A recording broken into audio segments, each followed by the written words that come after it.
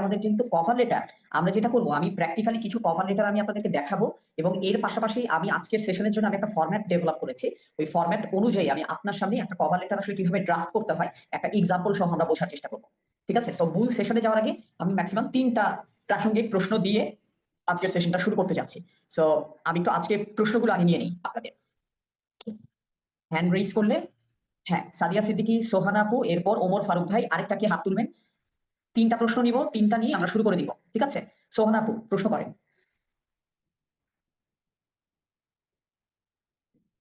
ভাইয়া আজকের হচ্ছে সেশনটার সাথে প্রাসঙ্গিক কোশ্চেন না, আমার কোশ্চেন হচ্ছে আগে তুমি করবো কোশ্চেনটা। করে ফেলেন। হাত যেহেতু তুলেছেন করে ফেলেন। আপনি আপনি বলেছিলেন যে লাইফে কখনো কখনো প্ল্যান বি রাখতে হয়। তো হ্যাঁ, আমার তো আপাতত হচ্ছে ডুয়েট, এটাই হচ্ছে চিন্তা ভাবনা, পাবলিক ইউনিভার্সিটি। তো আমি যদি প্ল্যান বি রাখি তাহলে আমি কিভাবে কি করব, মানে কোন প্ল্যান আমি কি করবো প্ল্যান আসলে? বি বলতে আসলে আপনি এট এ টাইমে তো ২ টা প্ল্যান নিয়ে সবসময় কাজ করা যায় না। সবার ক্যাপাসিটি এবং বাস্তবতায় আসলে সবকিছু অ্যাচিভ করা সম্ভব হয় না। আপনার হাতে যতক্ষণ পর্যন্ত আপনার ডিজায়ার্ড ইউনিভার্সিটির অ্যাডমিশন টেস্টের ডেট আছে, ততক্ষণ পর্যন্ত আপনার প্ল্যান একটাই। যদি দেখেন আপনি সেইটা অ্যাচিভ করতে পারতেছেন না, তখন আপনি প্ল্যান বি নিয়ে ভাববেন। ঠিক আছে? এই মুহূর্তে যেহেতু আপনি বুয়েটের কথা বলেছেন, তাই না? ডুয়েট। বুয়েটের মতো একটা কম্পিটিটিভ এক্সামের প্রিপারেশনের সময় আপনি প্ল্যান বি এর কথা ভাবতে গেলে আপনি ছিটকে যাবেন। তার চেয়ে আপনি আগে বুয়েটের এক্সামটা দেন, দিয়ে যদি দেখেন যে না সেখানে আপনার আল্লাহ তাআলা রিজিক লিখে রাখেন নাই, তখন আপনি আপনার প্ল্যান বি নিয়ে আপনি ভাববেন। ঠিক আছে? জি প্ল্যান ভাইয়া। এ, প্ল্যান বি এটার মানে অ্যাপ্লিকেশনটা হচ্ছে টাইম অনুযায়ী। যখন আপনার হাতে যেটার অপশন আছে আপনি তখন সেটাকে প্রায়োরিটি 1 বানাবেন। আপু কি অ্যান্সারটা বুঝতে পেরেছেন আমার জায়গা থেকে? জি ভাইয়া, বুঝতে পেরেছি। ওকে। সেকেন্ড প্রশ্ন হচ্ছে ওমর আলী ভাই, থার্ড প্রশ্ন হচ্ছে সিয়াম ভাই। এরপর আমরা কভার লেটারে ঢুকে যাব। ওমর আলী ভাই। আসসালামু আলাইকুম ভাইয়া। ওয়ালাইকুম আসসালাম। ভাইয়া, আমার প্রশ্নটা হয়তো এই সেশনের প্রাসঙ্গিক না, তবুও আমি বলতেছি আর কি। জি, জি বলে ফেলেন। আপনি যতগুলো সেশন করিয়েছেন আলহামদুলিল্লাহ খুব ভালো লেগেছে, অনেক কিছু শিখতে পেরেছি। বাট কথা হচ্ছে আমি কোনোটাই কাজে লাগাতে পারছি না। যেমন আচ্ছা। ধরুন, আমার কয়েকটা ছিল যে আমি কম্পিউটার এর স্কিল শিখবো অথবা আইএলটিএস এর কোর্স করব অথবা বিভিন্ন ধরনের কোর্স করব, হোটেল ম্যানেজমেন্ট তার মধ্যে ছিল একটা। তো আমি যেহেতু ওমানে থাকি, সেখানে আমাকে জি, প্রায় সকাল 6টা থেকে রাত 6টা পর্যন্ত কাজই করতে হয়। যেমন ধরুন, আজকেও আমি জাস্ট কাজ থেকে এসে গোসল করে দুপুরের খাবারটা খেয়েছি কিন্তু রাত্রে, আচ্ছা। প্রায় মাগরিবের পরে। তো আমি কোনো সময় বের করতে পারছি না, আমি কিভাবে কি করবো বুঝতে পারতেছি না। আর এতে আপনার কোনো পরামর্শ যদি থাকে তাহলে দিবেন আর কি। এই ক্ষেত্রে আসলে ভাইয়া পরামর্শ একটাই হয়, সেটা হচ্ছে যে দেখেন আমার পক্ষে কিন্তু আপনার অফিসের শিডিউলটাকে ইনফ্লুয়েন্স করার কোনো সুযোগ নাই। ঠিক আছে? সো আপনাকে যেটা করতে হবে আপনাকে একটা রুটিনের ভেতরে চলে আসতে হবে। ওকে? রুটিনের ভিতরে চলে আসতে হবে এই সেন্সে যে আপনি যত যাই করেন না কেন আমাদের লাইফে রেস্ট নেওয়াটা শিখতে হয়, বিরতি নেওয়াটা শিখতে হয়। সো আপনি যে জায়গায় কাজ করছেন সেখানে আপনার শিফট কয় ঘন্টা? এখানে ভাইয়া আমার কোনো শিফট নেই, এটা হচ্ছে প্রায় ফ্রি ভিসা, হয়তো আপনি আপনি শুনে থাকবেন, আমি যেখানে কাজ পাই সেখানে কাজ করি আর কি, ওই রকম। আচ্ছা, আচ্ছা। তাহলে ওই অনুযায়ী ভাইয়া আপনাকে এটা একটু এরেঞ্জ করে নিতে হবে যে আপনাকে আপনার আর্নিং এর জন্য ৮ থেকে ১০ ঘন্টা are learning and skill development এর জন্য দৈনিক ২ থেকে ৪ ঘন্টা আপনাকে সময় রাখতে হবে।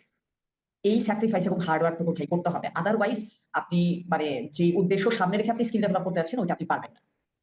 সো আমি আপনাকে বলব যে আপনি আপনার নিজের ডেইলি রুটিনটা নিয়ে বসেন। আপনি কখন কোন কাজটা করেন, কোন কাজে আপনার কেমন সময় লাগে, এটা নিয়ে একটু স্টাডি করেন। দেখবেন আপনার ভেতর থেকে আপনি অ্যান্সার পেয়ে যাচ্ছেন এবং সেখানে যেই কাজগুলো আপনার ইমিডিয়েটলি না করলেও চলে, সেগুলোকে আইডেন্টিফাই করে সেগুলোকে বাদ দিয়ে দিন। স্কিল কোথা থেকে শেখা যায় একটা রুটিনের ভিতরে চলে আসেন। ১ম এ কিছুদিন রুটিন আসলে ফলো করতে কষ্ট হয়, বাট আপনি যদি ঢুকে যান আমার মনে হয় ইউ উইল গেট বেনিফিটেড। জি ভাইয়া। ওমর ভাই কি ওকে। সিয়াম ভাই জি লাস্ট ভাইয়া, বুঝতে প্রশ্ন। পারছি। আপ আসসালামু আলাইকুম। ওয়ালাইকুম আসসালাম।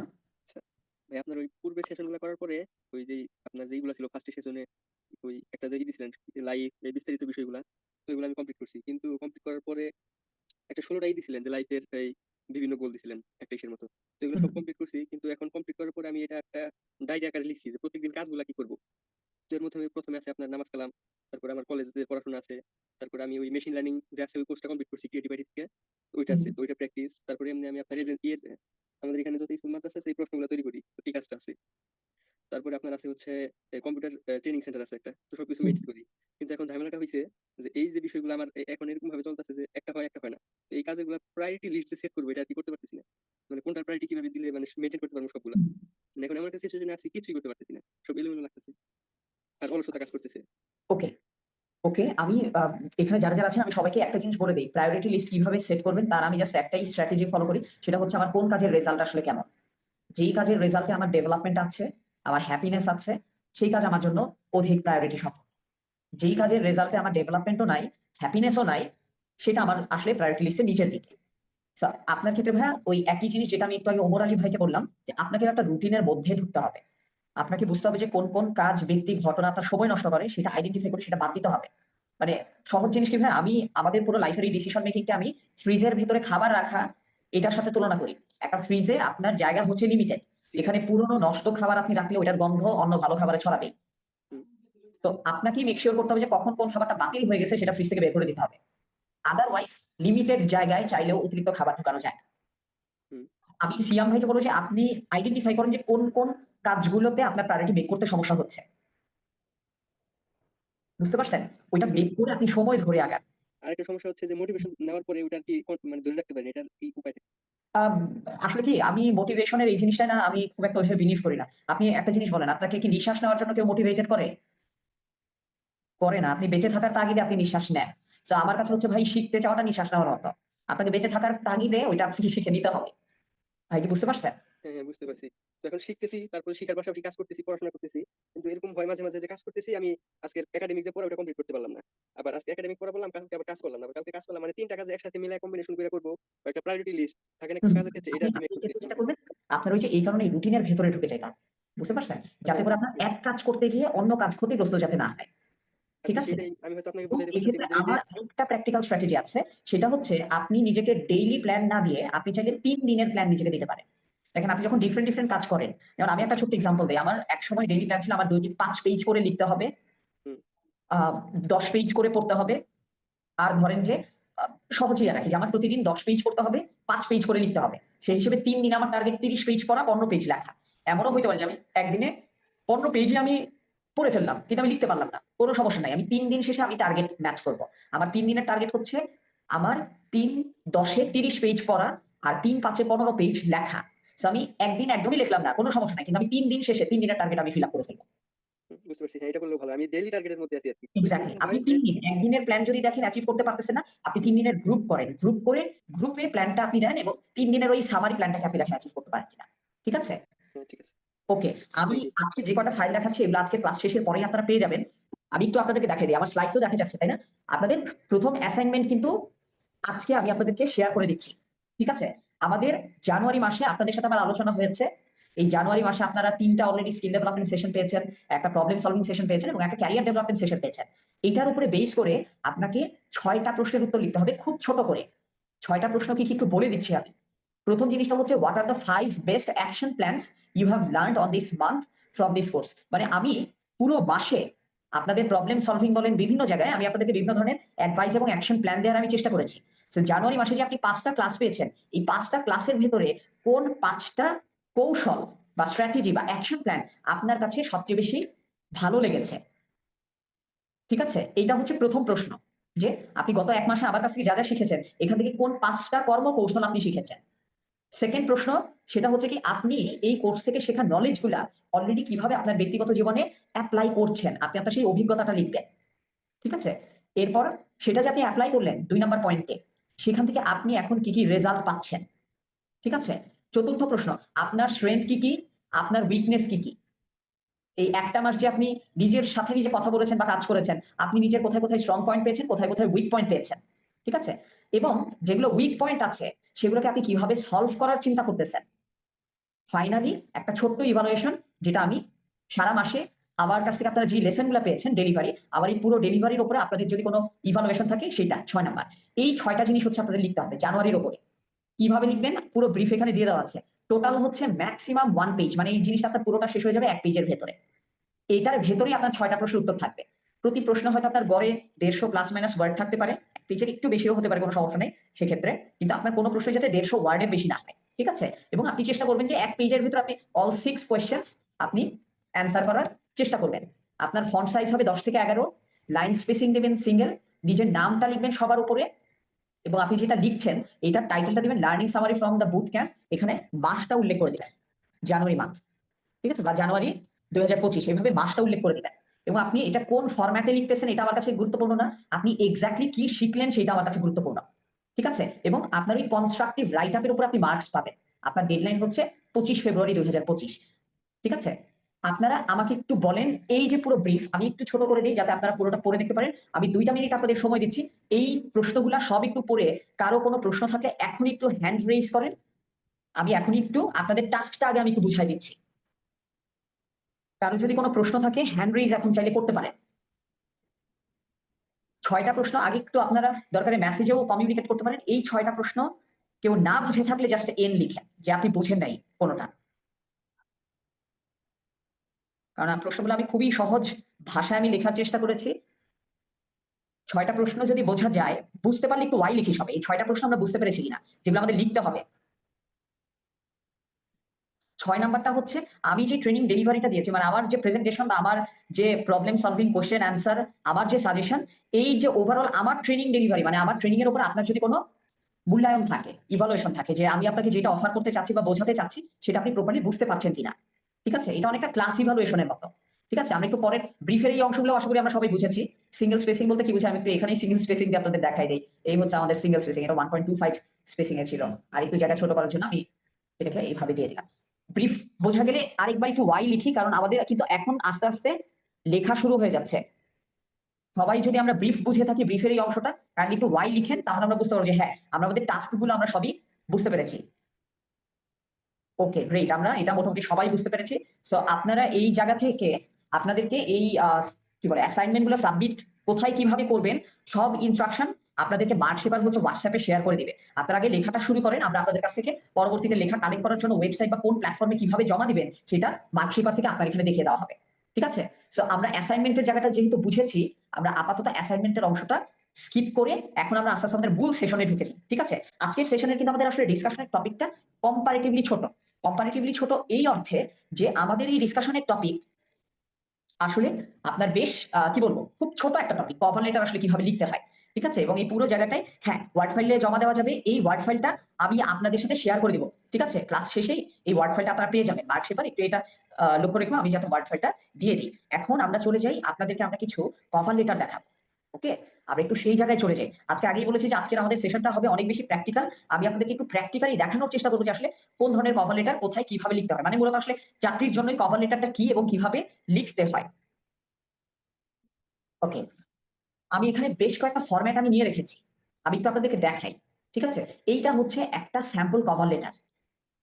ঠিক আছে, কভার লেটারটা আসলে কি? কভার লেটারটা হচ্ছে আপনি কোন একটা প্রতিষ্ঠানে অ্যাপ্লাই করতে যাচ্ছেন চাকরির জন্য, আপনি কিভাবে তাদের রিকোয়ারমেন্ট ফিট করেন সেইটাকে একটা নির্দিষ্ট ফরম্যাটে লিখে ফেলা, বা সেটাকে এক্সপ্লেইন করে আমরা আসলে যে লেটারটা লিখি সেটা হচ্ছে কভার লেটার।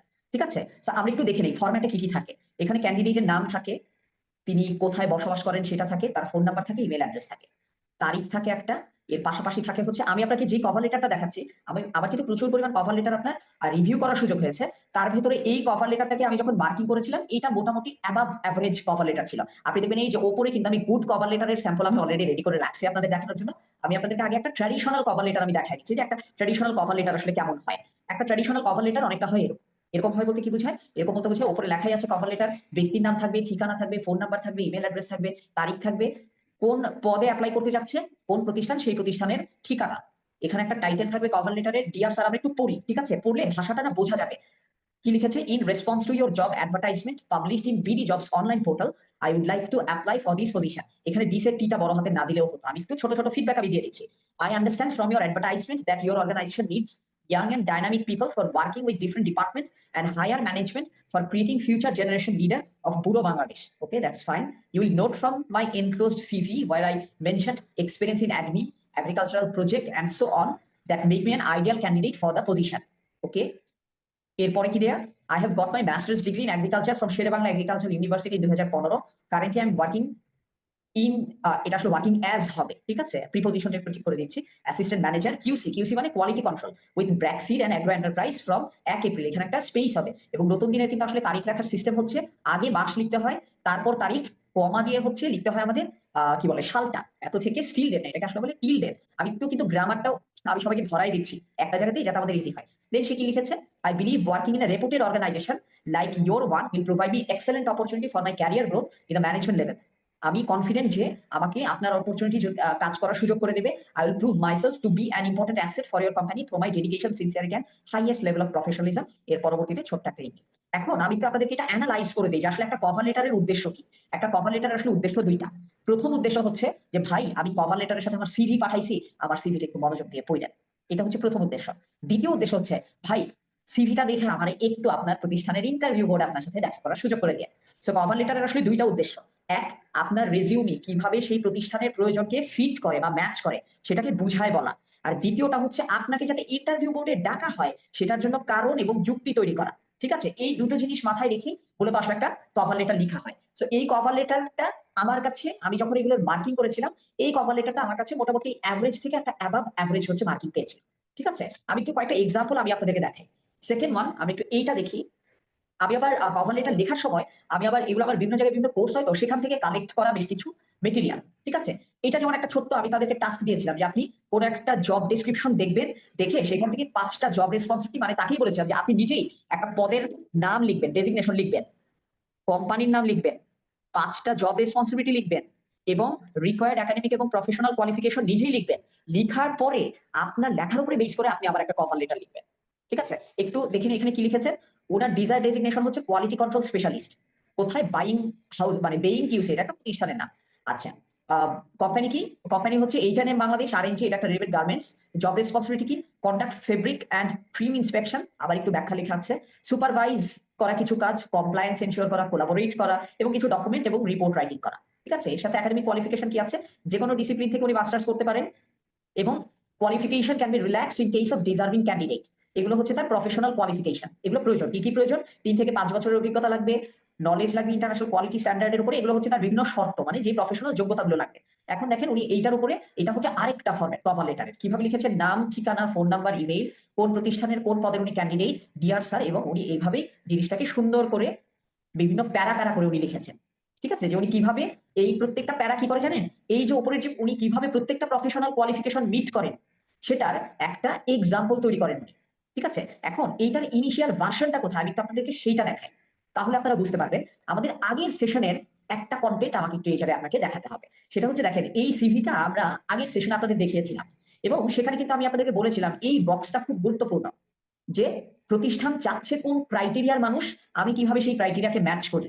এখানে যেমন বক্স আকারে ক্রাইটেরিয়ার সাথে স্ট্রেংথকে ম্যাচ করে দেওয়া হয়েছে, সেম জিনিসটাই প্যারাগ্রাফ আকারে উনি এইখানে লিখেছেন যে উনি কিভাবে প্রত্যেকটা ক্রাইটেরিয়া ম্যাচ করেন এক একটা প্যারাগ্রাফ আকারে। আপনার কি আমার এইটুকু ব্যাখ্যা বুঝতে পেরেছে যে আসলে একটা কভার লেটারের ফরম্যাটটা কিভাবে তৈরি হয়? ফরম্যাটটা কি আমরা বুঝতে পারছি? একটু এখানে ওয়াই লিখবেন, কারণ আমাদের দেশে অনেকেই কিন্তু ভালোভাবে কভার লেটার লিখতে জানে না এবং কভার লেটার ভালোভাবে শেখানোর মতো রিসোর্স, এক্সাম্পল এটা আসলে নাই অনেকের। কারণ আমার কাছে যে পরিমাণ স্যাম্পল ডকুমেন্ট আছে আমার বিভিন্ন জায়গার পার্টিসিপেন্টদের, এটা আপনাদের জন্য একটা ভ্যালুয়েবল রিসোর্স হিসেবে কাজ করবে। সো আমি একটু আগে যে কভার লেটারটা আমি দেখিয়েছি সেটা থেকে আমি এই কভার লেটারটাকে একটু বেশি মার্ক দেবো। এর কারণ হচ্ছে এটা সুন্দর করে আলাদা আলাদা প্যারায় লিখে দিয়েছে।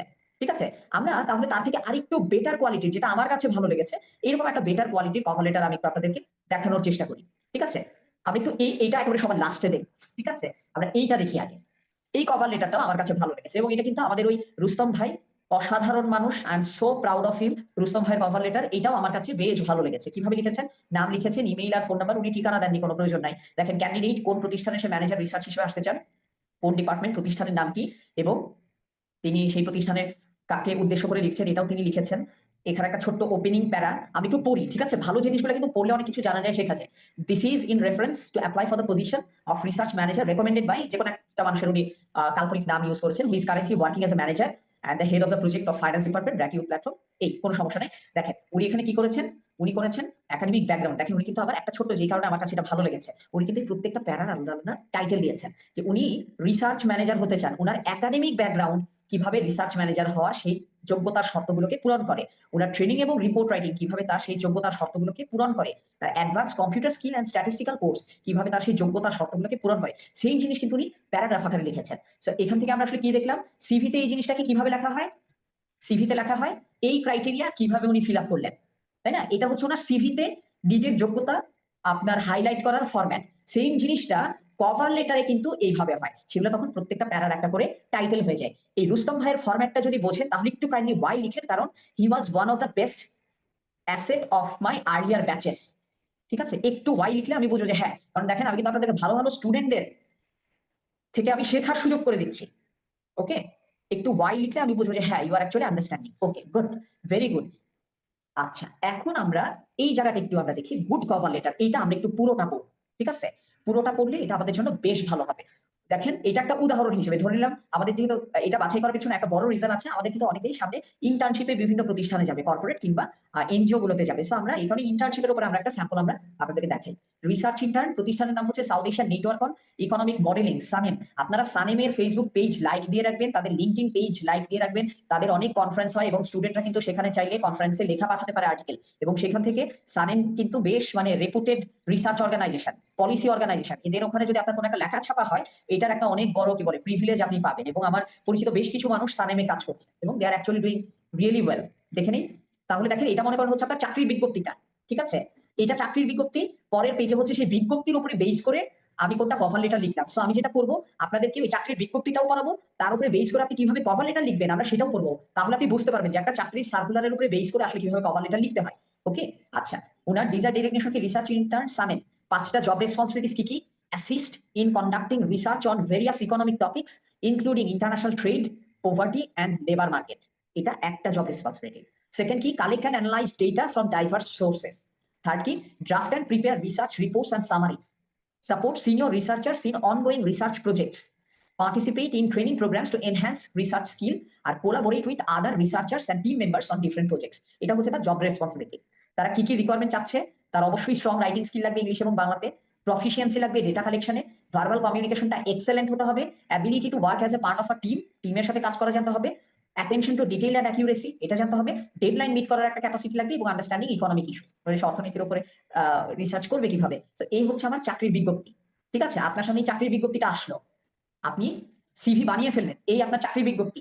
এখন আপনি এইটার উপরে বেস করে কিভাবে আপনি কভার লেটার লিখবেন। ওকে, এই দেখেন, এইটার উপরে বেস করে এই হচ্ছে কভার লেটার। কিভাবে লিখলেন?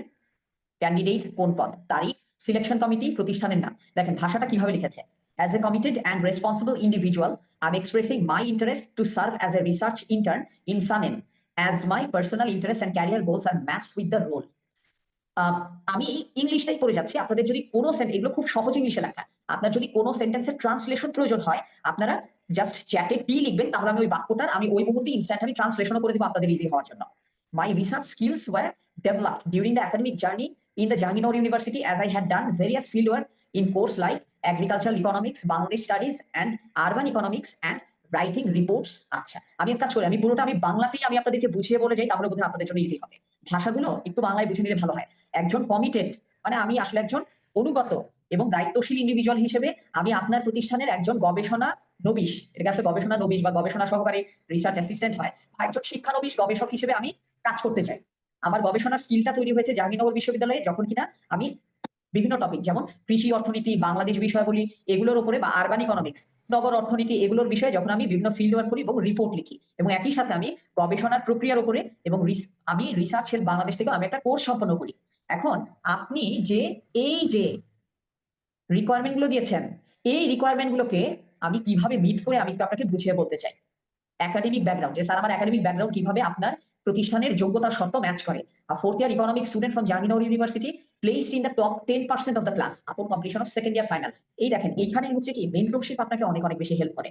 আপনি যে সেকেন্ড ইয়ারে থেকেও আপনি অনার্সের রেজাল্ট এখনো পান নাই, বাট সেকেন্ড ইয়ার শেষে আপনি এখন ক্লাসের টপ 10%-এ আছেন, মানে 50 জন যদি আপনার ক্লাসে থাকে, আপনি পঞ্চম বা চতুর্থ, প্রথম 5 জনের একজন। এটাও কিন্তু সিভি কিংবা কভার লেটারে হাইলাইট করা যায়। মানুষজন অনেক সময় হাইলাইট করে না, তারা ভাবে আমার অনার্স শেষ হবে, দেন আমার রেজাল্ট ভালো হলে আমি আমার রেজাল্টকে বেচা শুরু করব। না ভাই, আপনার যদি রেজাল্ট ভালো হয় আপনি ফার্স্ট সেমিস্টার থেকেই আপনি বেচতে পারবেন। এটা হচ্ছে তার একটা স্যাম্পল। সে একাডেমিক ব্যাকগ্রাউন্ডে কি বলেছে, আমি চতুর্থ বছরের স্টুডেন্ট, ইকোনমিক্সের স্টুডেন্ট, এখন পর্যন্ত সে 10% রয়েছে ক্লাসে। বাট এখানে আমার তখন একটা প্রশ্ন চলে আসে, তাহলে সে কেন সেকেন্ড ইয়ার পর্যন্ত নিজেকে হাইলাইট করবে? সে তো চাইলে নিজেকে থার্ড ইয়ার পর্যন্ত হাইলাইট করতে পারতো, যেহেতু সে এখন চতুর্থ বর্ষের স্টুডেন্ট। বাট আমি তাকে একটা বেনিফিট অফ ডাউট দিতেই পারি যে সে হয়তো মাত্র চতুর্থ বর্ষ শুরু করেছে, তার হয়তো থার্ড ইয়ারের কমপ্লিট রেজাল্ট এখন একটা পাবলিক ইউনিভার্সিটির সাপেক্ষে এখন হয়তো বের হয়নি, তার কাছে সেকেন্ড ইয়ারের কমপ্লিট রেজাল্ট রয়েছে। সো এটাই তেমন কোনো সমস্যা নেই। সে কিন্তু দেখালো যে আমার একাডেমিক ব্যাকগ্রাউন্ডটা সানিমের যোগ্যতার শর্তের সাথে কিভাবে ম্যাচ করে।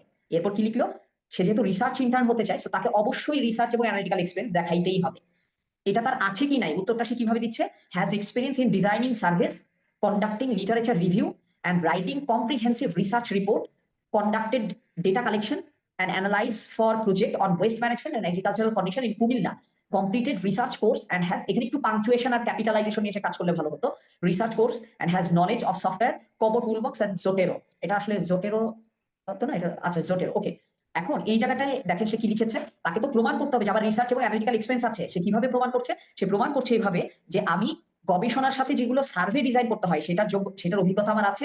লিটারেচার রিভিউ মানে হচ্ছে কোনো একটা রিসার্চ করার আগে সিমিলার টাইপে গবেষণা অন্য আর কোন ব্যক্তি কিভাবে করেছে সেগুলোকে স্টাডি করা, এটা হচ্ছে লিটারেচার রিভিউ। সেটারও অভিজ্ঞতা তার আছে এবং তার রিসার্চ রিপোর্ট লেখারও অভিজ্ঞতা রয়েছে, ডেটা কালেকশনের অভিজ্ঞতা রয়েছে, অ্যানালাইজ করে সে বিভিন্ন প্রজেক্ট কিসের উপরে, ওয়েস্ট ম্যানেজমেন্টের উপরে এবং এগ্রিকালচারাল কন্ডিশন ইন কুমিল্লা সেটার উপরে সে করেছে, রিসার্চের উপরে কোর্সও করেছে এবং রিসার্চ রিলেটেড যে সফটওয়্যার গুলো সেগুলোর ব্যাপারে তার নলেজ রয়েছে।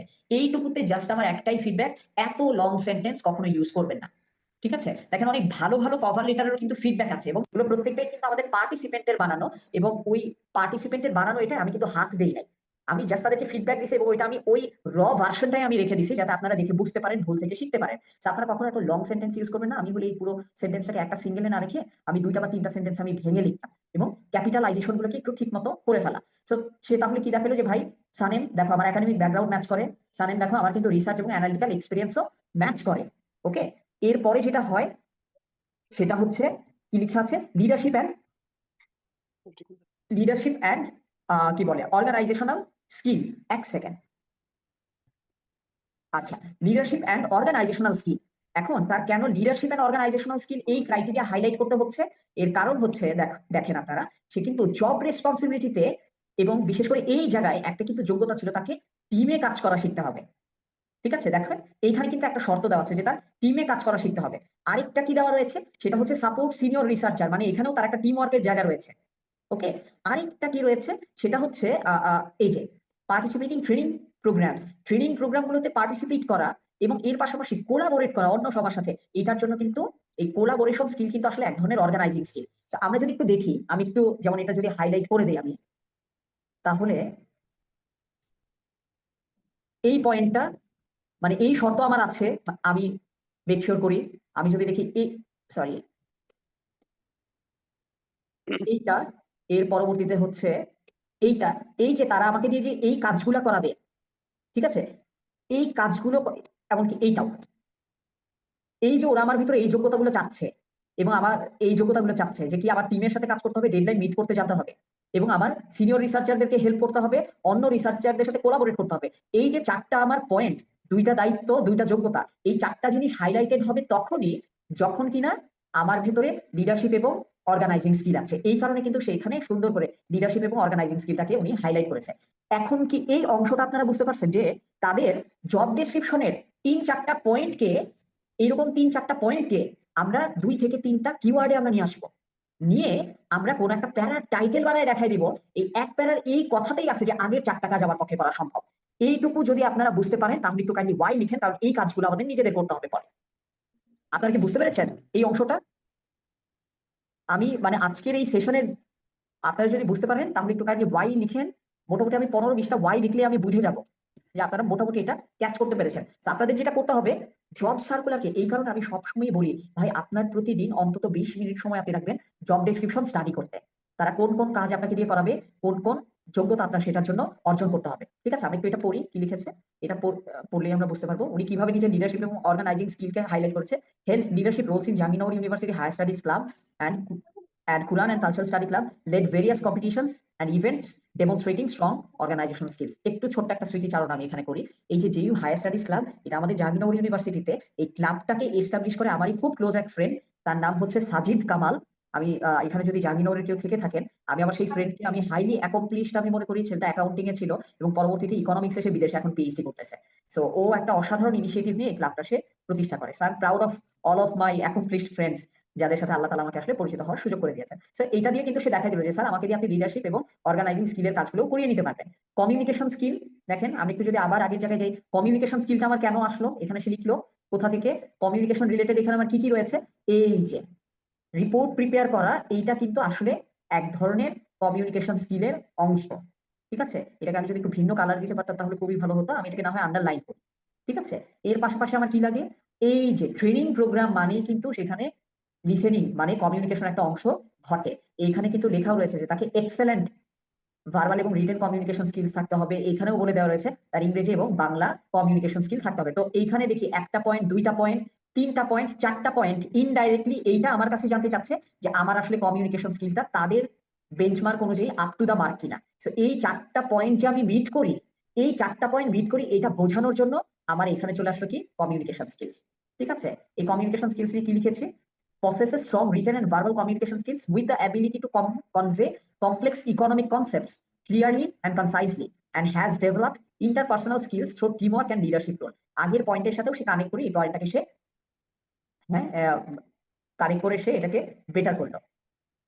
ওকে, একজন দেখে অলরেডি কভার লেটার দেখেই বুঝতে পারছেন যে কার cover letter, but he is a মানে খুবই এক্সেপশনালি ভালো একটা কভার লেটার ছিল, এবং আমি খুবই প্রাউড ফিল করি যে এত মানে মেধা নিয়ে মানুষজন আসছে, এত সুন্দর করে এই জিনিসটাকে এক্সিকিউট করেছে।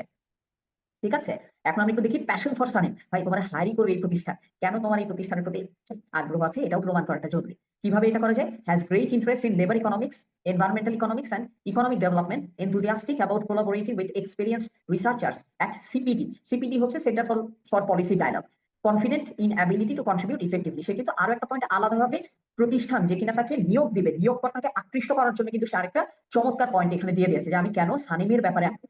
ঠিক আছে, এবং সানিম যেহেতু ইকোনমিক্স নিয়ে কাজ করে, সেক্ষেত্রে শ্রম অর্থনীতি, পরিবেশ অর্থনীতি, অর্থনৈতিক উন্নয়ন, এই ধরনের কি কি বিষয়ে তার আগ্রহ আছে সেগুলোও জানিয়েছে। এবং সানেমের মতোই যে সমধর্মী প্রতিষ্ঠান সিপিডিতে সে কিছুদিন কাজ করেছে, সে সেটাকেও সুন্দর করে হাইলাইট করেছে। কভার লেটারটা এন্ডিং হচ্ছে কিভাবে একটু দেখিয়ে দেই। কভার লেটারটা এন্ডিং হচ্ছে অনেক এইভাবে যে তার একটা 2 পেজের resume, I have attached my 2 page resume. I appreciate the opportunity to meet the board for an interview and eager to discuss alignment with Sanem's goal. খুবই চমৎকার ইংলিশ, চমৎকার wording. I enthusiastically look forward to hearing from you. অনেকে আমরা look forward to এর পরে here লিখি, তা কিন্তু হবে না। look forward to hearing ভার্বের পরে ing হবে। from you soon, thanking you for your time. এরপর আপনার নাম, ইমেল, এটা চাইলে আপনি ওপরেও লিখতে পারেন, নিচেও লিখতে পারেন, কোনো সমস্যা নাই, but I felt it was a very good example of a standard and strong cover letter. আপনারা কি আজকের এইটুকু আলোচনা বুঝেছেন? বুঝলে একটু কাইন্ডলি ওয়াই বলেন, তাইলে আমি বুঝতে পারবো যে হ্যাঁ আপনাদেরকে আমি ভালো কিছু জিনিস আমি একটু অ্যানালাইজ করে দিতে পেরেছি। ওকে, আপনাদেরকে মানে এটা আসলে গর্বের জায়গা না, এটা আমার জায়গা থেকে একটু ভরসার জায়গা যে আমি ভাইয়া যতটুকু যত্ন নিয়ে এবং যতটুকু এক্সাম্পল এবং প্র্যাকটিক্যাল জিনিস দিয়ে আমি আপনাদেরকে কভার লেটারের এই জিনিসটা আজকে আমি শেখালাম, এই জিনিসটা আপনি বাংলাদেশের অন্য কোথাও আপনি পাবেন না। এটা একেবারে ফর গ্রান্টেড।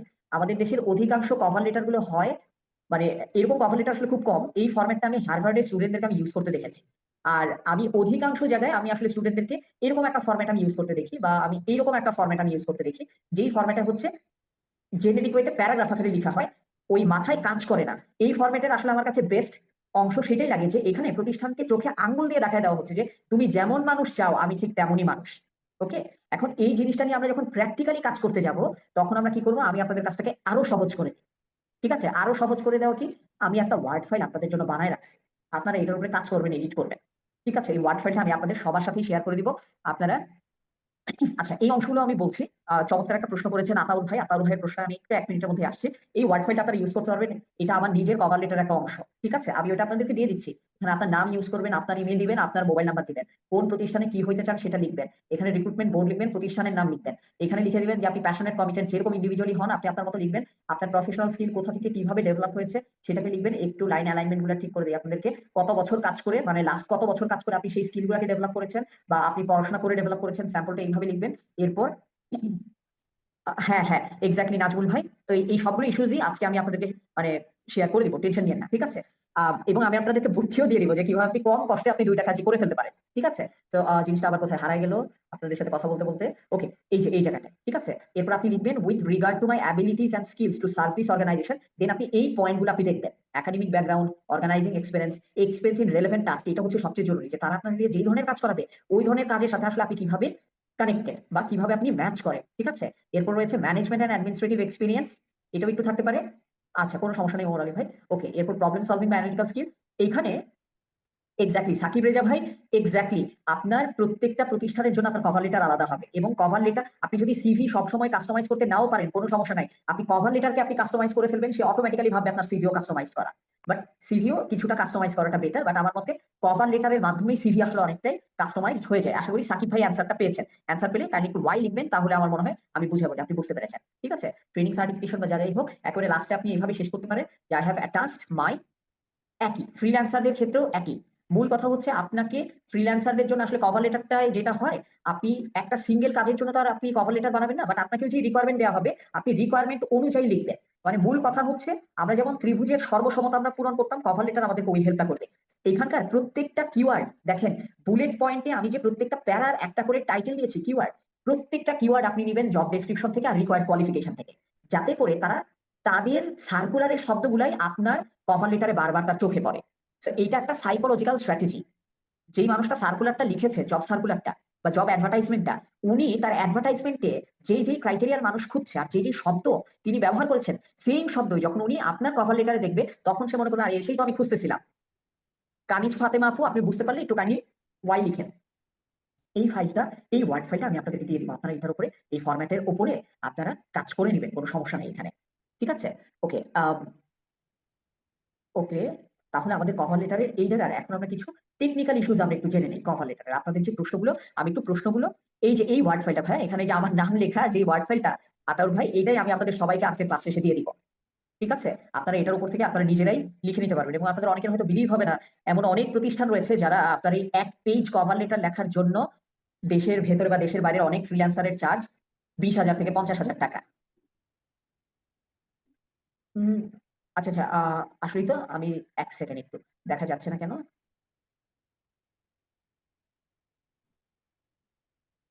এখন দেখা যাচ্ছে, একটু কাইন্ডলি বলবেন। এই ওয়ার্ড ফাইলটা আমি আপনাদের সাথে শেয়ার করে দিব। ঠিক আছে, এটার উপরে আপনারা আপনাদের কিওয়ার্ড ইউজ করে আপনারা লিখে ফেলতে পারবেন। ওকে, এখন আশা করা যায় আপনারা দেখতে পাচ্ছেন। এখানে আপনারা জাস্ট এই যে এখানে আপনাদের নাম টাম চেঞ্জ করে নেবেন, এখানে আপনারা ওই যে জব ডেসক্রিপশনের যে কিওয়ার্ড সেগুলো ইউজ করবেন। তারা যদি অর্গানাইজিং এক্সপিরিয়েন্স চায় তো লিখবেন, যদি না চায় লিখবেন না। তারা যদি অ্যাডমিনিস্ট্রেটিভ এক্সপিরিয়েন্স চায় তো লিখবেন, নইলে লিখবেন না। তারা যদি আপনার কি বলে সেলসের এক্সপিরিয়েন্স চায় সেটাই লিখবেন, নইলে লিখবেন না। মানে মূল কথা, একজন নিয়োগকর্তা যাতে দেখে যে আমি আমার চাকরির বিজ্ঞাপনে যা যা লিখছি, ও তার কভার লেটারেও এক্স্যাক্টলি সেটার উপরে ভিত্তি করেই নিজেকে এক্সপ্রেস করেছে, তখন তারা অনেক বেশি মনে করবে যে না, একে আসলে আমাদের দরকার। ওকে, সো এই ফরম্যাটটা যদি সবাই বুঝি, এটার ওয়ার্ড ফাইল আপনারা পেয়ে যাবেন। তাহলে একটু কাইন্ডলি আমাকে ওয়াই লিখেন যে আমার এই ফরম্যাটটা আপনারা বুঝেছেন কিনা। এখন এখন কি আবার ব্ল্যাক স্ক্রিন দেখা যাচ্ছে বুলবুল ভাইয়ের ইয়েতে? আচ্ছা, দেখা যাচ্ছে, সবাই সবাই বুঝতে পেরেছে। বুলবুল ভাই কেন সমস্যা হচ্ছে আমি বুঝতে পারছি না। ওকে, আমি একটু আপনাদের কয়েকটা প্রশ্নের আমি উত্তর দিয়ে দিই যে কভার লেটারটা আসলে আমরা অ্যাটাচ করবো কিভাবে এবং এটাকে আসলে আমরা কিভাবে দিব। ওকে, এই প্রশ্নটা কি কি করেছেন, যেমন আমাদের অলরেডি আতাউর ভাই একটা প্রশ্ন করেছেন, কভার লেটার কি ইমেইল বডিতে লিখতে হয় নাকি পিডিএফ করে অ্যাটাচ করতে হয়? দেখেন, এখানে একটা সিস্টেম আছে। আপনি যেটা করতে পারেন, এই যে কভার লেটারের যে প্রথম এই 3টা সেন্টেন্স, এই প্রথম 3টা সেন্টেন্স আপনি চাইলে ইমেইলেও আপনি ইউজ করতে পারেন, এবং আপনি ওটার সাথে লিখতে পারেন যে I have attached my cover letter with my resume. ঠিক আছে, So, আমি অনেক সময় যেটা করি সময় বাঁচানোর জন্য, দেখেন একই কথা তো বারবার লেখা হয়েছে, তাই না? সিভিতে আপনি নিজের সম্পর্কে লিখছেন, কভার লেটারে আবারও নিজের সম্পর্কে লিখতেছেন, আবার ইমেইলেও নিজের সম্পর্কে লিখবেন, এত বেশি না নিজের সম্পর্কে লেখা যায় না। এবং সরি, এবং এত বেশি না নিজের সম্পর্কে লেখা যায় না, এবং কথা রিপিটেশন মাঝে মাঝে চলে আসতেই পারে। বাট সেক্ষেত্রে আমি যেটা করি, আমি কভার লেটারের এই প্রথম 3টা সেন্টেন্সকেই আমি আমার ইমেইলের প্রথম একটা বা, থ্যাংক ইউ সো মাচ বলুন ভাই, প্রথম একটা বা 2টা সেন্টেন্স আকারে আমি ইউজ করি। ঠিক আছে, এবং এটার পরবর্তীতে আমি লিখি যে I have attached my cover letter with my resume for your kind review, looking forward to hearing from you. এইভাবে হচ্ছে আমি অ্যাড করে দিই। So, আপনি যেটা করবেন, দুটো সিস্টেম রয়েছে। সবার আগে দেখবেন আপনার প্রতিষ্ঠান কোনো অ্যাপ্লিকেশন ইনস্ট্রাকশন দিয়েছে কি।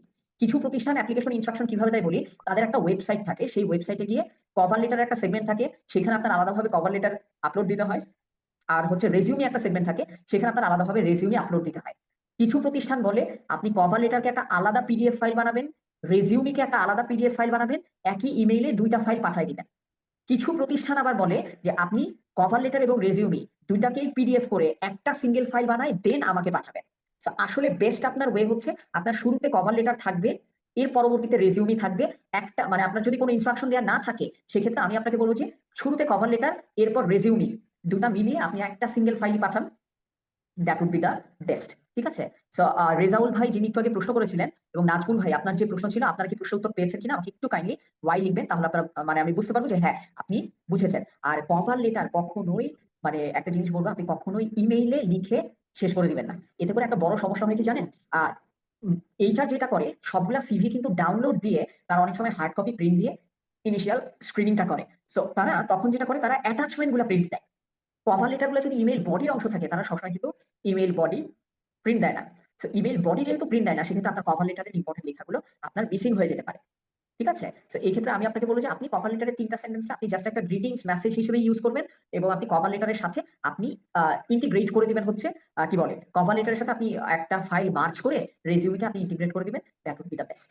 ঠিক আছে? আপনারা একটু একটা প্রশ্ন আমি আপনাদেরকে করি, পিডিএফ ফাইল মার্জ করে কিভাবে? এটা পারেন না কে কে? ২টা পিডিএফ ফাইলকে একটা পিডিএফ ফাইল বানানোর সিস্টেম জানেন না কে কে? একটু ওয়াই লিখেন তো।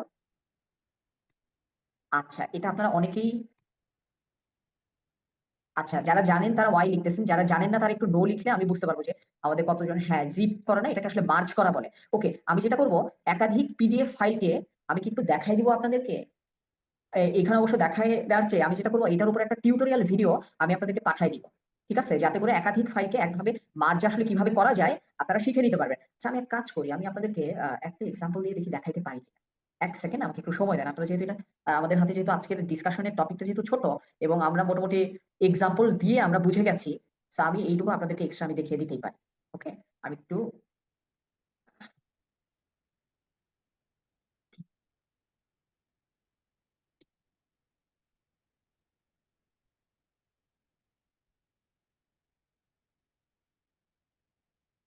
আচ্ছা আমি আপনাদেরকে একটু এখানেই দেখিয়ে দিই।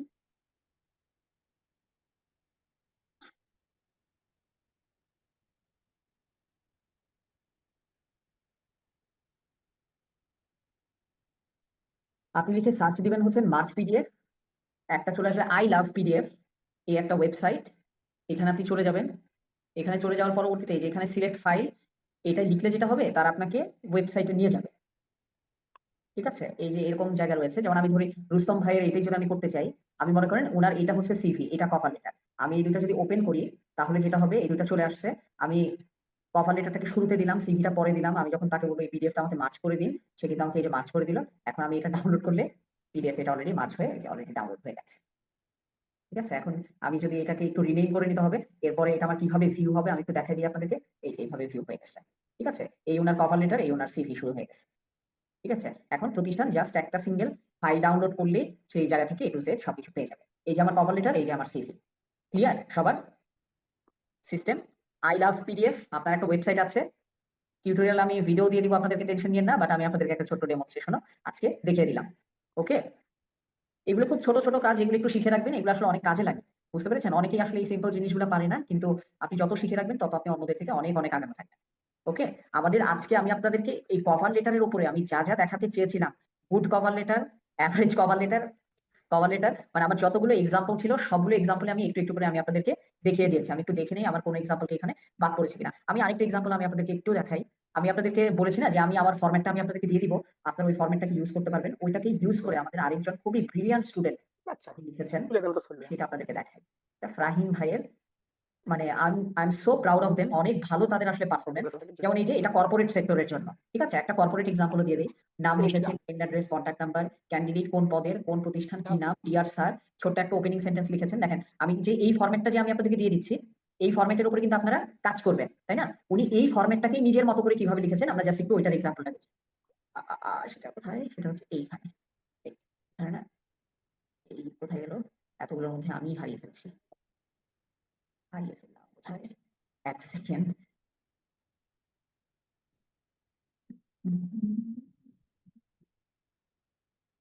আচ্ছা আচ্ছা, অ্যাসাইনমেন্ট। আচ্ছা আমি এই যে একটু দেখাচ্ছি আপনাদেরকে। এখন নিশ্চয়ই আবার দেখা যাচ্ছে, তাই না? দেখেন আমি আপনাদেরকে যে ফরম্যাটটা দিয়েছি না, ওই ফরম্যাটের উপরেই ভাই কিন্তু নিজের মতো করে এই যে সাজিয়ে নিয়েছে। নাম, email address, contact number, candidate কি, কোন পজিশন, কিভাবে কাজ করবেন, রিক্রুটমেন্ট বোর্ড নেসলে কিভাবে লিখেছেন, as a passionate, committed and responsible individual, I am expressing my interest to serve as the above mentioned role. My professional skills were developed while working for Bangla Track group for last 8 years। উনি 8 বছরের অভিজ্ঞতা সম্পন্ন। উনিও আবার একটা course করেছিলেন। So with regard to my abilities and skills to serve this organization, দেখেন উনি একাডেমিক ব্যাকগ্রাউন্ড রেখেছেন, অর্গানাইজিং এক্সপেরিয়েন্স রেখেছেন, এক্সপেরিয়েন্স ইন রিলেভেন্ট টাস্ক উনি উনার মতো রেখেছেন, ম্যানেজমেন্ট এন্ড অ্যাডমিনিস্ট্রেটিভ এক্সপেরিয়েন্স কি লিখেছেন, পারফর্ম অ্যাজ এ, এটা একটু ইডি আপনার পাস্ট টেন্সে হবে, branch office admin in charge for more than 4 years, led 12 people team. দেখেন এই যে সংখ্যা উল্লেখ করলে মানুষ বুঝতে পারে যে আপনি আসলে কত মানুষের সাথে কাজ করে অভ্যস্ত। Support around 100 employees and 6 divisions. Okay, লিখেছেন প্রবলেম সলভিং, ট্রেনিং, সার্টিফিকেশন, এগুলো সবই খুব সুন্দর করে লিখেছেন। এর পরবর্তীতে এই যে উনি ওনার একটা ending note, phone number, mobile, আবার এটা একটা খুব চমৎকার স্মার্টেস্ট ফোন নাম্বারের পাশাপাশি একটা হোয়াটসঅ্যাপের আইকন দিয়ে দেওয়া, তাকে এটা বোঝানো যে উনি হোয়াটসঅ্যাপেও অ্যাভেলেবল। সো এটা কিন্তু উনি ওনার নিজের মতো করে আমি যে ফরম্যাট দিয়েছি সেটার উপর উনি বানিয়ে নিয়েছেন। এই ফরম্যাটটা কি সবাই বুঝতে পেরেছি? তাহলে একটু কাইন্ডলি ওয়াই লিখি, তাহলে আমরা বুঝতে পারবো যে ভাই আমি একটা ফরম্যাট দেওয়ার পরবর্তীতে সেই ফরম্যাটের উপর আসলে আপনার কাজটা কি হবে। ওয়াই লিখলে খুবই খুশি হব। ওকে, আজকের কিন্তু আমাদের আসলে ডিসকাশনের টপিকটা খুব ছোট ছিল এই অর্থে আমাদের বেশিরভাগ ক্লাসে আসলে অনেক লং হয়, সেই তুলনায় আজকের আমাদের এই টপিকটা ইম্পর্টেন্ট। কিন্তু আমি মানে স্লাইডের দিকে না গিয়ে আমি ভাবলাম যে আমি আপনাদেরকে যত এক্সাম্পল দেখাবো তত আপনাদের জন্য আসলে অ্যাপ্লাই করাটা ইজি হবে। সো আজকে আমাদের এই ডিসকাশন, আমাদের হাতে আরো 20 মিনিট সময় আছে। সো আপনারা চাইলে আজকের এই সেশনের বা আমার এই ডিসকাশনের উপরে আপনাদের যদি কোনো ফিডব্যাক থাকে, আজকের এই সেশনটা কেমন লাগলো, আপনাদের যদি কোনো ইভালুয়েশন থাকে, you can let me know. ঠিক আছে, যে আজকের এই কভার লেটার এই জিনিসটা আজকে আমি যেভাবে আপনাদেরকে শেখানোর চেষ্টা করেছি, আপনাদের কেমন লেগেছে, কাজে লেগেছে কিনা, বা আপনি নতুন কিছু শিখতে পেরেছেন কিনা, একটু আমাকে ফিডব্যাক দিলে আমি আমার এই ক্লাস প্ল্যানগুলোকে, লেসন প্ল্যানগুলোকে আমি আরো অনেক বেশি স্ট্রেনথেন আমি করার চেষ্টা করবো। সো আমি একটু আপনাদের কথা শুনবো ফিডব্যাক সহ। নাজমুল ভাই, ভাইয়া, আমি একটা পার্সোনাল ভাই আপনার কোশ্চেন। সাউন্ড আমি খুব আস্তে শুনছি। হ্যাঁ, এখন ঠিক আছে, হ্যাঁ ঠিক আছে। ভলিউমটা কমানো ছিল ভাইয়া। জি, আমরা অনেক সময় রেফারেন্সের মাধ্যমে সিভি প্রদান করে থাকি ভাইয়া। জি। সেক্ষেত্রে ভাইয়া আমরা যখন রেফারেন্সে সিভি প্রদান করি, সেক্ষেত্রে তাকে কি এইভাবে সেম ভাবে, আমরা অনেক সময় পোস্ট জানি না ক্যান্ডিডেট মানে কোন পোস্টের জন্য আমরা তাকে সিভি শেয়ার করতেছি, বিশেষ করে ফ্রেশারদের ক্ষেত্রে। তো হ্যাঁ, সেক্ষেত্রে এই যে কভার লেটারটা কিভাবে সাবমিট করতে পারি, এবং সেক্ষেত্রে কভার লেটারটা কেমন হবে? ওকে, সুন্দর সুন্দর একটা প্রশ্ন আপনি করেছেন। এটার একটা খুব স্মার্ট অ্যান্সার আছে, সেটা হচ্ছে ক্যান্ডিডেটের এখানে এই যে অংশটা আপনি দেখতে পাচ্ছেন, আপনি যখন পদের নাম জানেন তখন আপনি অবশ্যই পদের নাম লিখবেন। কিন্তু অনেক সময় প্রতিষ্ঠান বলে যে ভাই আপনি সিভি পাঠায় রাখেন, দেখি আপনার কোথায় চাকরি দেওয়া যায়, এরকম হয় না? সেটার জন্য আপনি যেটা করবেন, ক্যান্ডিডেটের পরে লিখবেন রেলেভেন্ট পোস্ট, প্রাসঙ্গিক পোস্ট। ঠিক আছে, এবং এক্ষেত্রে আপনি আরো একটা কাজ করবেন, এই 3টা সেন্টেন্সের ভেতরে যে কোনো একটা বাক্যে লিখে দিবেন যে আপনি সেই প্রতিষ্ঠানের কোন ডিপার্টমেন্টে কাজ করতে আগ্রহী। নাজমুল ভাই কি বুঝতে পারছেন জি বাক্যটা ভাইয়া, কেমন বুঝতে হতে পারে? পারছি। যে ভাইয়া, আমি, আর এই প্রবলেমটা খুব বেশি ফেস করছি ভাইয়া আমি। হ্যাঁ, যে আমি আপনার মনে করেন যে আমি আপনার, আপনি তো সিসিটিভি সার্ভিলেন্স অপারেটর তাই না? জি ভাইয়া, এখন পর্যন্ত আছি ভাইয়া, হয় এখন পর্যন্ত যাই। আমার মনে আছে ভাই, আমার আপনার মনে আছে। সো মনে করেন আপনার সিসিটিভি আপনার মেশিন বিক্রি করে এরকম কোন একটা প্রতিষ্ঠানে আপনি অ্যাপ্লাই করতে চাচ্ছেন, কিন্তু আপনি জানেন না যে তারা কি আপনাকে সাপ্লাই চেইনে দিবে, নাকি ম্যানেজমেন্টে দিবে, নাকি কাস্টমার সার্ভিসে দিবে। এরকম কিন্তু হইতে পারে। তখন আপনি যেটা করবেন, আপনি ক্যান্ডিডেটের এখানে লিখবেন রেলেভেন্ট পোস্ট, আর এখানে একটা সেন্টেন্স এক্সট্রা অ্যাড করে দিবেন যে I would love to serve your organisation on behalf of sales and marketing department. আপনি আপনার পছন্দের বিভাগটাকে আপনি উল্লেখ করে দিতে পারেন। এমনকি এটার আরো একটা স্মার্ট অ্যাপ্রোচ এরকম হতে পারে যে primarily I am planning to serve your organisation on behalf of your operations department, but I would be more than happy to contribute according to the requirement of the organization. এর মানে নাজমুল ভাই বাক্যের অর্থটা হচ্ছে আমি প্রধানত চাই আপনার ওইখানে সেলসে কাজ করতে, বাট আমাকে আপনি যেই পজিশনে দিবেন আমি সেটাতেই ঢুকে যাবো। আপনি কি বুঝতে পারছেন? আপনার সেন্টেন্সটা হবে অনেকটা ওইরকম। জি ভাই, আমি আমার বাস্তব একটা অভিজ্ঞতা শেয়ার করতে চাই। আমি যেকোনো প্রতিষ্ঠানের ডেপুটি ডিরেক্টরের কাছে হ্যাঁ, আমি আমার সিভি সাবমিট করেছিলাম জি, এইচআর ডিপার্টমেন্টের জন্য। কিন্তু জি, অত্যন্ত দুর্ভাগ্যের বিষয়, আমি মানে ওইখানে এই ক্যান্ডিডেট লিখতে পারি নাই। এবং সেম আচ্ছা, আরেকজন হচ্ছে গিয়া এরকম কমপ্লায়েন্স অফিসারের কাছেও এরকম সিভি সাবমিট করেছি, আমি এটা লিখতে পারিনি। বাট আমার সিভিটা এখন পর্যন্ত শর্টিং হয়নি, আর সেখানে আমি আচ্ছা। কভার লেটার সাবমিট করিনি। ইনশাল্লাহ নেক্সটে যখন আবার অপরচুনিটি আসবে তখন করবো। আহ, ভাইয়া, এটা আমার জন্য তবে অনেক বড় একটা শেখা হলো। তবে একটা জিনিস একটু আপনাদেরকে বলে দেই, সিভির ফরম্যাট কিন্তু আপনার সমস্ত শক্তির মাত্র 10%। আপনার কন্টেন্ট হচ্ছে আপনার সিভির সবচেয়ে বড় শক্তি। এখন আমাকে যদি ডক্টর ইউনূসের সিভির ফরম্যাট দিয়ে বলে যে আপনি এটার উপর এডিট করে নিজের জিনিস আপনি লেখা কিছু একটা বানান, আমি তার ফরম্যাট না হয়ে পাইলাম, কিন্তু আমি তো তার দক্ষতা অভিজ্ঞতা সেগুলো তো পাবো না, তাই না? জি ভাইয়া, জি, আপনাকে এটা তো সিভিটা অবশ্যই, দিতে এটা তো। আপনার এক্সিস্টিং দক্ষতার সর্বোচ্চ আপনার বিজ্ঞাপনটা দিতে পারবে, জি কিন্তু ভাইয়া, আপনার সর্বোচ্চ যোগ্যতাও যদি অন্যদের সর্বনিম্ন যোগ্যতার চেয়ে নিচে হয়, সিভি কিন্তু তখন আপনাকে সে জায়গায় আগাই দিবে না। বুঝতে পারছেন? হ্যাঁ। So, জি ভাইয়া, আমাদের এই কারণে প্যারালালি ওই পারফরমেন্সও ডেভেলপ করতে হয়। পারফরমেন্স ডেভেলপ হলে পেপার ওয়ার্ক এমনি ডেভেলপ হয়ে যায়। তাজুল ভাই বুঝতে পারছেন? So, আমরা জি বুঝতে প্যারালালি পেরেছি। দিনে দিনে আমরা কাজ করি। আরো যদি কারো কোনো প্রশ্ন, অভিজ্ঞতা, অপিনিয়ন কিছু যদি শেয়ার করার থাকে, আপনারা চাইলে হাত তুলতে পারেন। হ্যান্ড রেজ, হ্যাঁ, মোস্তফা কামাল ভাই।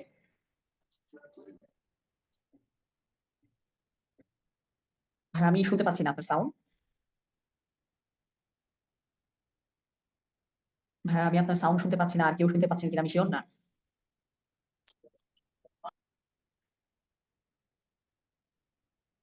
অন্য কেউ যদি হাত তুলে কথা বলতে চান।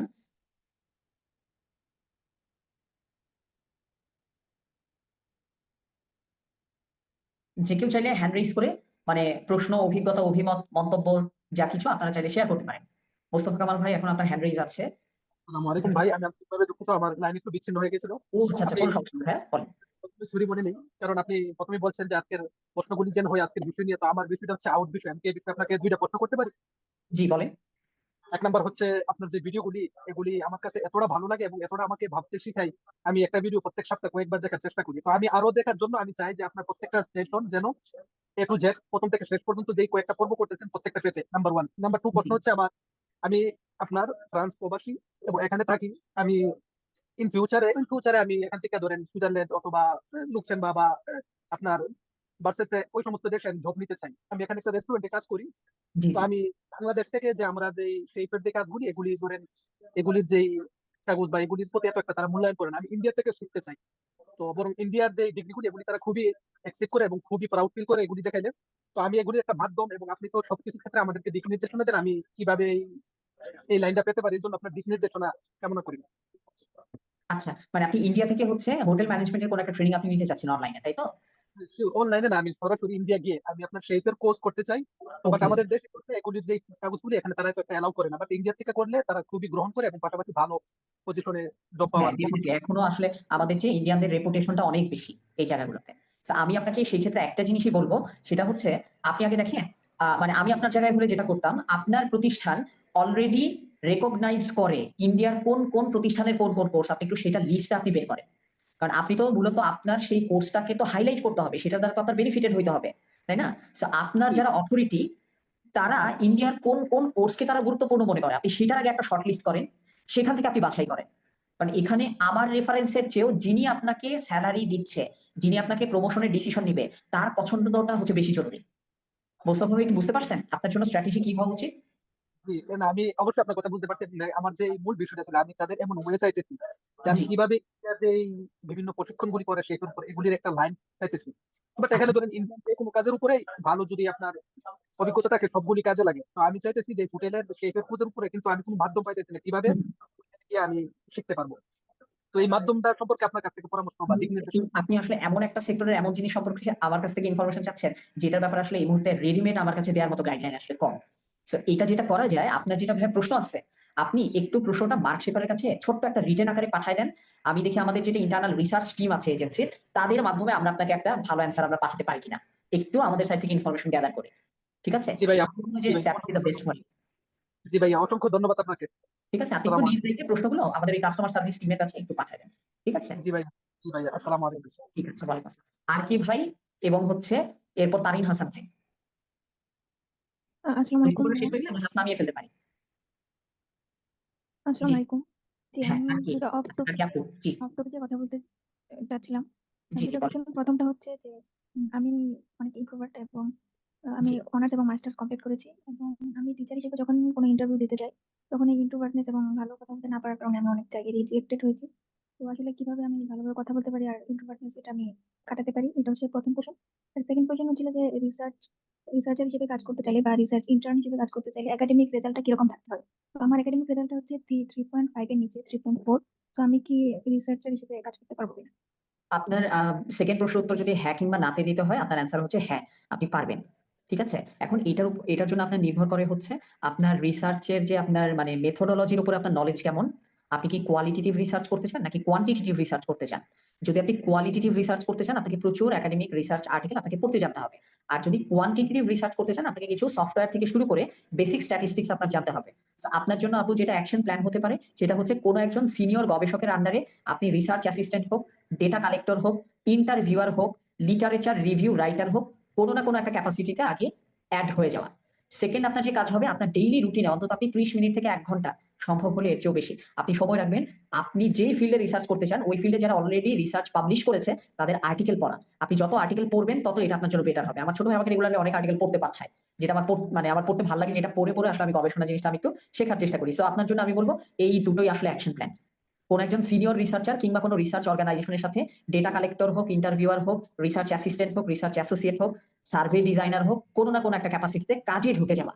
আর রেজাল্টটা যদি আপনার 3.5 আপনি অনার্স শেষে যদি বের করতে পারেন, দ্যাটস কমপ্লিটলি ফাইন, কোনো সমস্যা নেই।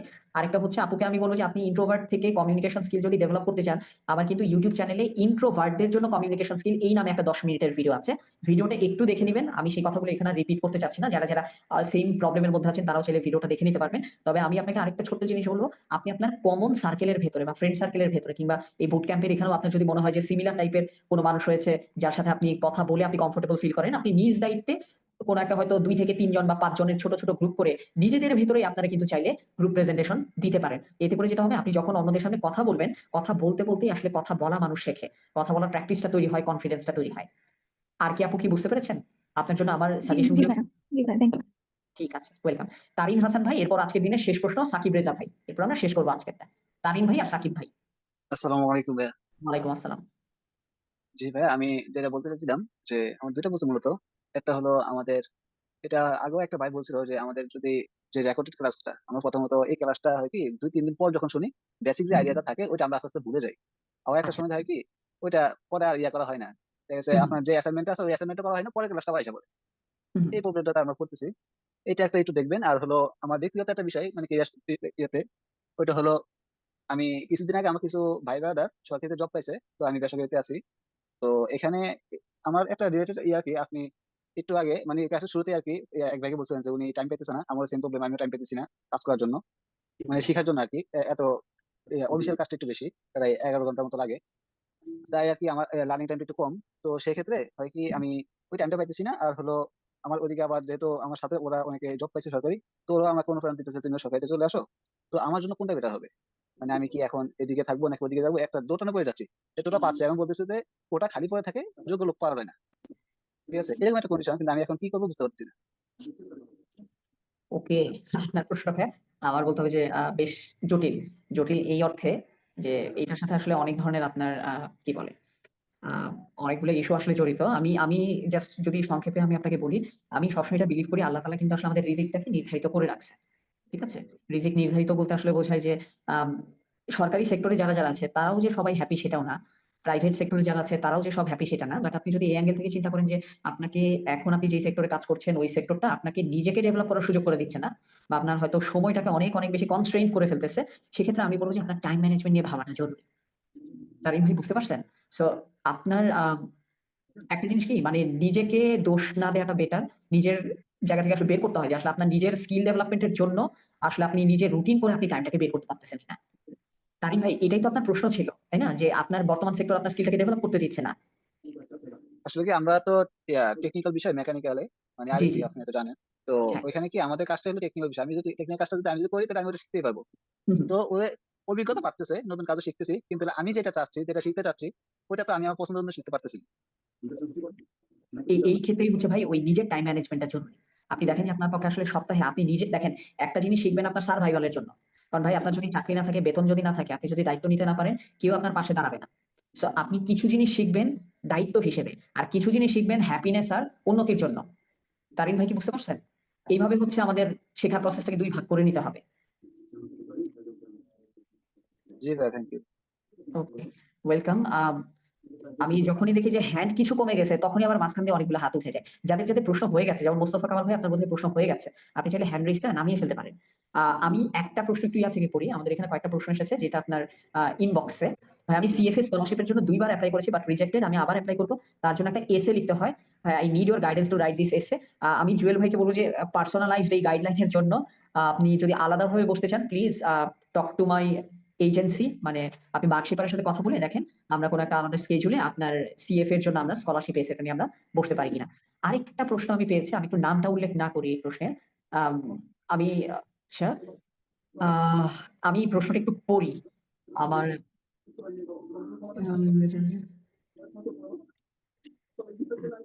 আচ্ছা, আমাকে একজন ভাই সে তার পার্সোনাল লাইফের একটা প্রশ্ন করেছেন, তার রোমান্টিক লাইফের। আমি এই প্রশ্নের উত্তরটা আমি ওনাকে বলবো যে উনি যাতে আলাদাভাবে আমার এজেন্সিকে পাঠায়, আমি ভয়েস মেসেজে ওইটা আলাদাভাবে রিপ্লাই দিয়ে দিব। উনি যে প্রশ্নটা আমাকে এখানে করেছেন আমার মনে হয় না সেই প্রশ্নের উত্তরটা সবার সামনে এখানে কি বলে পাবলিকলি দেওয়াটা ঠিক হবে, এটা আমি আলাদা ওনাকে দিয়ে দিব।